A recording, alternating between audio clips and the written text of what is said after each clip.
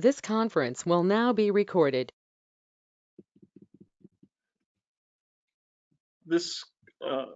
Welcome to Able Accounts in Education, primarily focusing on college and post-high school education. I will not be talking about Able Accounts in grade school or elementary. This is meant to be an advanced planning course. Again, if you are not familiar with Able Accounts, jumping in for this webinar is probably not going to be very helpful. I'm assuming a baseline understanding of what Able Account is and what the restrictions are and qualifications are to use an Able Account. And I will not be reviewing that in depth during this webinar. Rather, what I'll be doing is I'll be reviewing the different types of ways an individual could pay for college or other education, and how those benefits may impact Social Security and Medicaid. Social Security meaning SSI and Medicaid. With that disclaimer, let's get started. We're going to talk about the different options, how it'll affect state and fed benefits, and I'm going to provide 3 examples of how to use them. So here's an overview of the different savings options. This is not meant to be a financial planning course. I am not going to spend a lot of time on each of these. If you have questions about these and how to use it for a non-disabled child, or you would like to review which one would work best, I encourage you to reach out to Andrew at planningacrossthespectrum.com. Andrew does all of the financial advising for Planning Across the Spectrum, and he's very well versed in each of these and very capable of answering any questions you may have. What I will be doing in the following slides is talking briefly about a 529 plan, the UGMA, the UTMA, the Coverdell, and then the ABLE. Again, I will not be spending a lot of time explaining what these different accounts are. So let's talk about 529 plans. You have 2 types. You have the prepaid, which means you are buying your college tuition ahead of time. So let's say you have a 5-year-old who you think will be going to school in 13 years. You are paying the price of tuition this year. And when your 5-year-old starts attending college when they turn 18, using this example, it doesn't matter what tuition costs. If tuition was $20,000 a year when you paid into it, well, when your 5-year-old was 5, and then it jumps up to $80,000 a year when your 5-year-old is 18, you do not have to worry about paying any additional money. The tuition has been covered. The more conventional method is when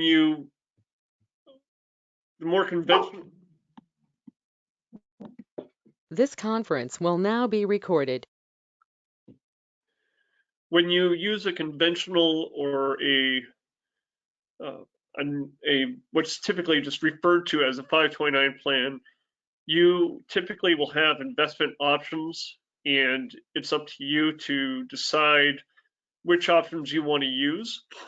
Again, I'm not going to spend a lot of time on these. You can see the available options you have. And if you want to do a deeper dive in this, again, I encourage you to reach out to Andrew at Planning Across the Spectrum. So how does the 529 account affect your eligibility for federal benefits?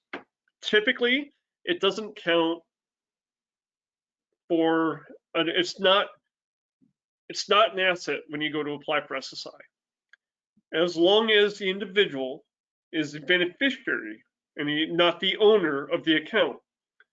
So if I own an account, a 529 account, my son is the beneficiary, the 529 account I own is not counted as an asset for my adult son. I want to clarify with regards to SSI, qualified education expenses, do not include food and shelter. What that means is, yes, you may be able to use a 529 account to pay for some food and shelter expenses with the college. Sometimes the meal plans and dormitories and things like that will accept are acceptable expenses from a 529 plan. However, if you use a 529 plan to pay for those, Social Security Administration is going to look at that as in-kind support and maintenance, or ISM. And that means there will be a reduction in the amount of SSI the individual is receiving. So just because you can do something with a 529 account does not mean you should do something.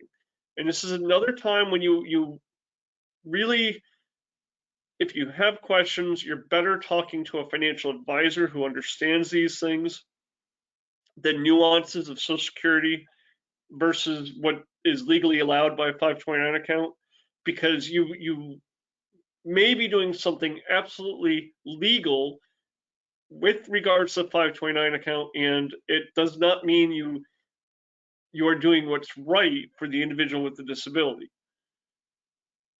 You can take money from the 529 account and roll it into an ABLE account. You may also change the beneficiary from the individual with the disability to somebody else in their immediate family. So if you're their parent, you can take that 529 account, make yourself the beneficiary. If they have brothers and sisters, you can make the brother or sister the beneficiary. What you do or what you should do is going to depend on your individual circumstances.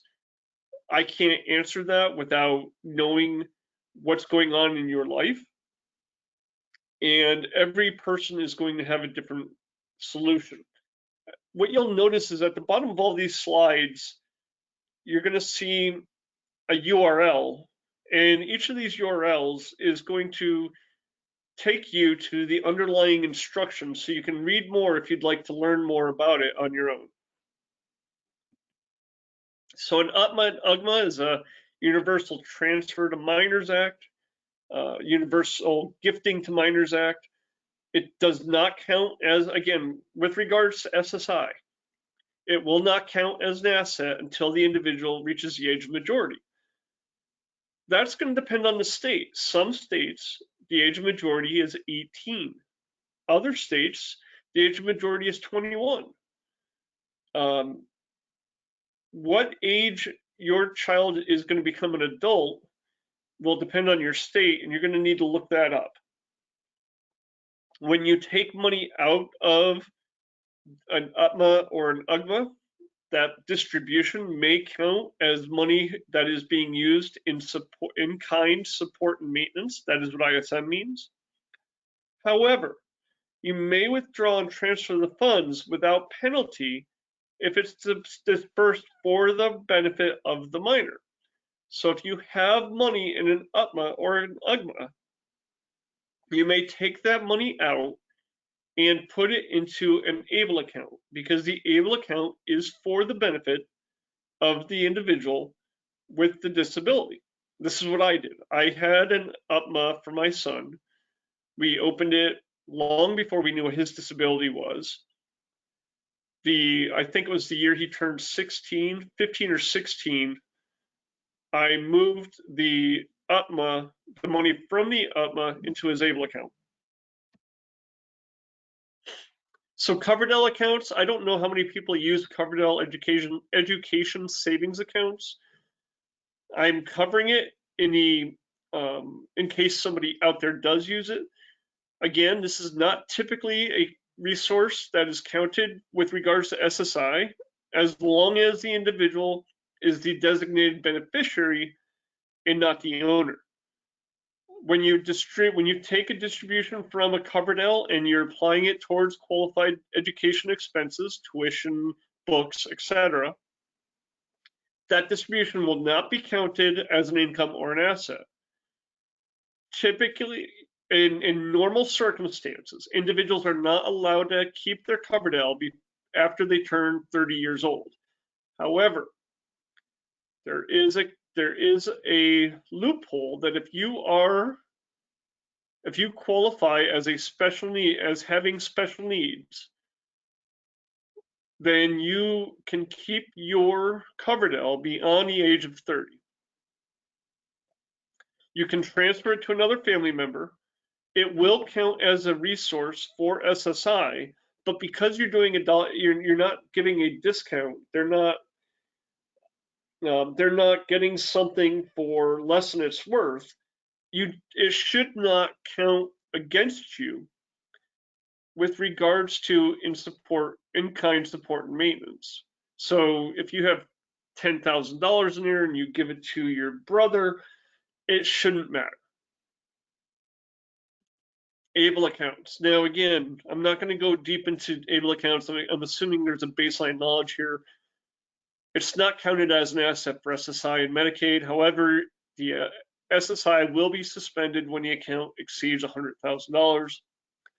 Education is a qualified disability expense, and so is living expenses.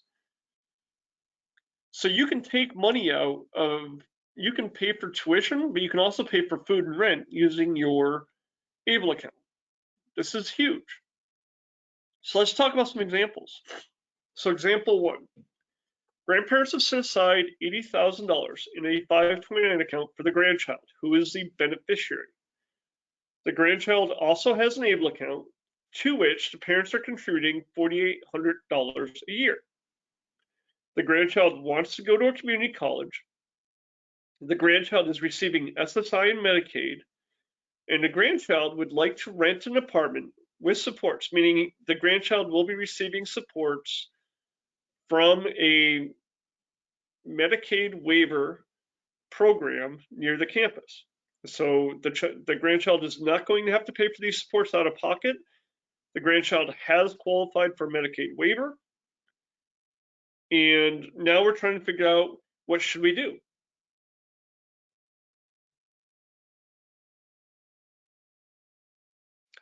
What I would recommend is I would talk to a financial advisor about whether or not the grandparents should be the owners of the 529 account because of the treatment in the way it's treated, whether it's a grandparent or a parent who's the owner of the 529 account. I would not change ownership to the child. I would increase the amount of money being contributed to the ABLE account to make sure that the maximum amount can be contributed. The maximum amount is $15,000 this year. So I would be making a contribution of $10,200 rollover from the 529 account to the ABLE account, and I would use the ABLE account to help pay for the rent and food. I would also be looking for a housing voucher to see if I could cover the cost of an apartment.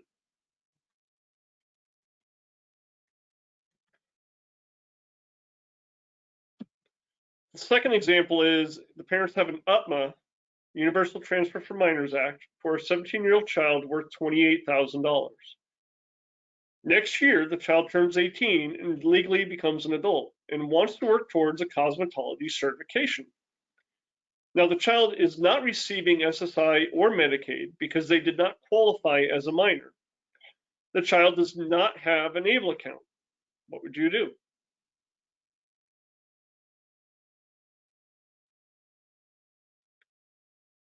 In this case, the first thing I would look at doing would be opening an ABLE account, and I would be transferring $15,000 from the UTMA to the ABLE account this year, and the remaining $13,000 from the ABLE account from the UTMA to the ABLE account next year before applying for SSI and Medicaid.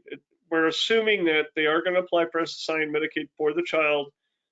It doesn't, and from there, I would use the ABLE account to pay for the cosmetology certification and see there may be other things that you can do with regards to working with Social Security programs and things. But for the purposes of this example, I would just roll it all into the ABLE. I would open an ABLE account and roll it into the ABLE account over the next 2 years, this year and next year.